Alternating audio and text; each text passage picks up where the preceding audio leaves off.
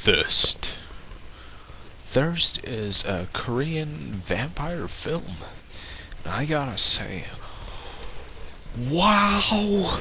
This is fantastic. I gotta say, this is probably up there on my top 10 favorite vampire flicks of all time because, wow. This is such a neat take on the whole vampire thing, and it's such a good story in itself. It is so different from any other vampire fic you'll see. Not saying like the vampires themselves are purely mystical or just purely scientific, like they treat it like a disease. I never really liked that idea. But in here, it's a really neat it's a new take on the vampire. Like how it originated from disease and it evolves from there. And not like Ultraviolet, where that was completely stupid and fucking gun-fu shitty film. But in here is just done so well. Sorry, recording this late. But any other things I could say is just fantastic. It's a long film too. It's such a great arc of a story about a priest who is so sick of seeing death around him because of this disease. He involuntarily gets himself infected and placed with a cure. It's called EV, and this disease eats away with blisters from the inside out of your body. And he survives, and somehow through the vaccine, the blood they gave him, he becomes a vampire. And it's just really neat. He's not a traditional vampire, he doesn't have fangs. Like, he just tears up his opponent with, say, any blunt or sharp object he has around him. He has superhuman strength, which is really played up neat in here. He does have vampiric speed, but it's not done like a shitty sped up motion while he's running at exact same speed. It's like he's running at normal speed, but we put blur lines so it makes him look faster. Twilight. And in here there is a romance story and a story of love, a tragic love in here. And it's so neat, it's so done differently, it's so psychological.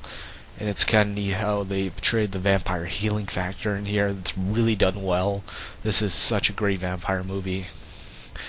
It'd be kind of neat to add fangs, but can't get everything. But it does so many cool things in this film, and it's kind of neat that he was a priest and he became a vampire. And that's kind of a neat contrast. Not saying like in the beginning of Hellsing, the manga or the TV show, whatever you pick as your poison in that the vampire priest and all that idea. But in here, it's done quite well. And they do some things that I do like with vampire myth, like turning a vampire. You have to recycle your blood, as it were. You know, you drain them till they're like near dry, then you give them your blood and they drink, and it's like you give life to them, or undead life, or whatever. The whole vampire cycle. I like that idea.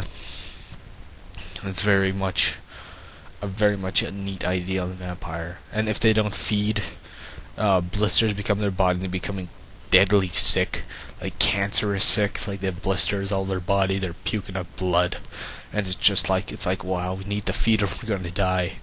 Opposed in like other vampire films that they become more skeletal, or fictions, they become more skeletal or sickly, they lose their strength, you know. But in here it's done a lot more gorier.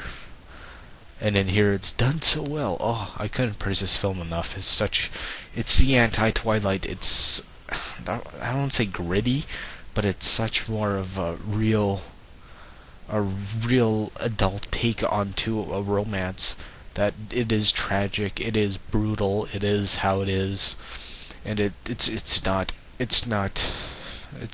Mormon abstinence propaganda. They do fuck, they do have sex. It is very raw and uncomfortable and awkward, like your first time always is, because he is a priest, and it is such a neat take onto it. And oh, I couldn't praise this even more. Oh, great film. My God, I think Roger even gave like 3 out of 4 stars. He says it's a fresh take on the genre, and yeah. And probably I'll go and see Let the Right One In. I keep on hearing that's a good one, or Let Me In, or whatever. I want to see that. But yeah, fucking great film, and it is. I won't spoil any more of it, but it is quite a sullen sorrow tale of sadness. Goddamn tongue twisters. Anyway, check it out. Thirst.